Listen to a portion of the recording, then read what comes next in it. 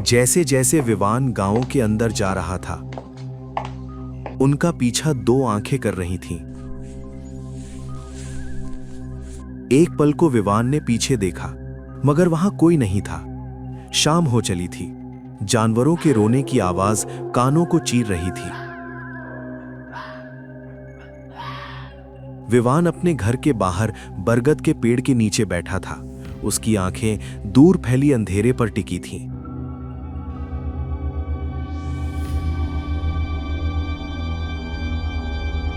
गांव में सन्नाटा छाया हुआ था। विवान के गांव में पिछले कुछ महीनों से ठीक नहीं चल रहा था। एक एक करके लोग बीमार पड़ने लगे थे, लेकिन उनकी बीमारी कोई साधारण बीमारी नहीं थी। वे रात में उठकर इधर उधर घूमते, किसी से बातें करते और सुबह पूछो तो कहते हमें कुछ याद नहीं।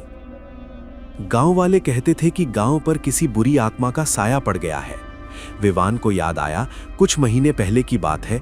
गांव के मुखिया का बेटा जतिन अचानक एक रात अजीब हरकतें करने लगा था।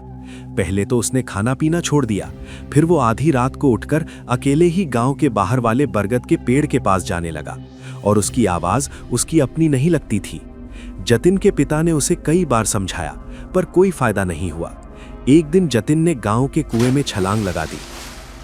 उसके बाद से ही गांव में यह सिलसिला शुरू हो गया। आज रात भी यही हो रहा था। विवान ने देखा, गांव के आखिरी छोर पर बनी केशव काका की झोपड़ी से रोशनी आ रही थी। केशव काका, जो अपनी हिम्मत और शांत स्वभाव के लिए जाने जाते थे, आजकल रात भर जागते रहते थे।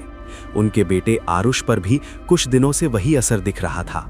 आरुष, जो गांव का सबसे हंसमुख लड़का था, अब चिड़चिड़ा रहने लगा था। उसकी आंखें लाल रहती थीं और वो अक्सर खुद से ही बातें करता रहता था।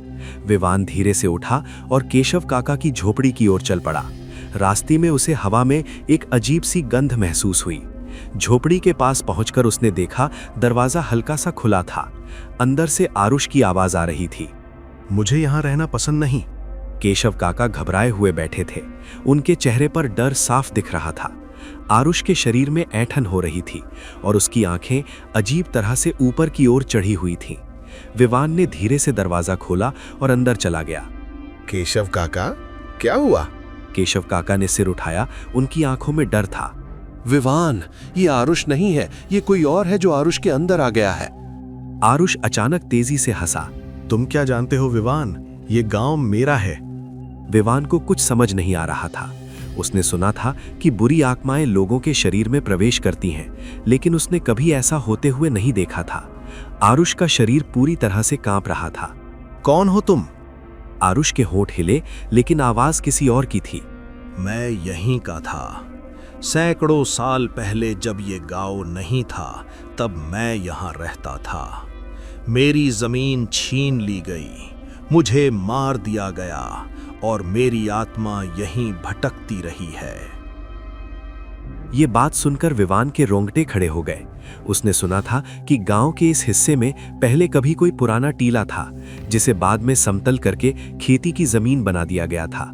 अब उसे समझ में आ रहा था कि गांव में ये सब क्यों हो रहा था। तुम क्या चाहते हो? मैं अपनी जमीन वापस चाहता हूँ और मैं इस गांव को तबाह कर दूंगा और फिर ये गांव फिर से मेरा होगा। आरुष के शरीर में एक तेज झटका लगा और वो केशव काका के हाथों से छूटकर खड़ा हो गया। केशव काका चिल्लाए, विवान, इसे रोको। आरुष के अंदर की आत्मा झोपड़ी से बाहर निकलने के लिए तेजी से बढ़ा। विवान को लगा कि अगर ये आत्मा गांव के बाकी लोगों तक पहुंच गई तो सब खत्म हो जाएगा। उसने बिना सोचे समझे आरुष को पकड़ लिया। आरुष का शरीर बर्फ की तरह ठंडा था और उसकी शक्ति सामान्य से कहीं ज्यादा थी। विवान ने आरुष को जोर से पकड़ा, लेकिन आरुष उसे धक्का देकर हट गया। उसकी आंखें अब पूरी तरह से सफेद हो चुकी थीं। उसने गांव की ओर देखा, जहां बाकी लोग अपने घरों में सो रहे थे, इस बात से अनजान कि उनके गांव पर कितना बड़ा खतरा मंडरा रहा है। विवान जानता था कि उसे कुछ करना होगा। उसने याद किया कि उसकी दादी अक्सर कहती थीं कि बुरी आत्माओं को पवित्र चीजों से दूर रखा जा सकता है। उसे गांव के मंदिर का तुलसी का पौधा याद आया। वो जानता था कि उस पौधे में एक खास शक्ति है। केशव काका, तुलसी का पत्ता? केशव काका, जो अभी तक सदमे में थे, तुरंत समझ गए। वे मंदिर की ओर भागे और वहां से कुछ तुलसी के पत्ते लेकर आए। आरुष जोर से हंसा। ये पत्ते मेरा क्या बिगाड़ेंगे। विवान ने एक पत्ता उठाया और आरुष के करीब पहुंचा। जैसे ही उसने पत्ता आरुष की ओर बढ़ाया, आरुष का शरीर पीछे की ओर झुक गया। उसकी आंखों में दर्द साफ दिख रहा था।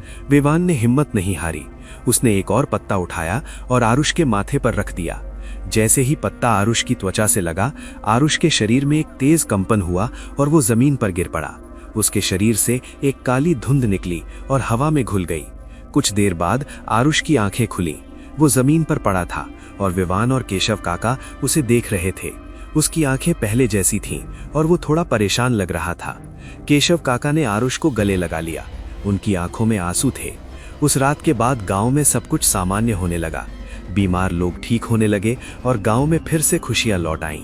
विवान ने उस बरगद के पेड़ के नीचे और गांव के चारों ओर तुलसी के पौधे लगाए ताकि कोई भी बुरी आत्मा फिर से गांव में प्रवेश न कर पाए।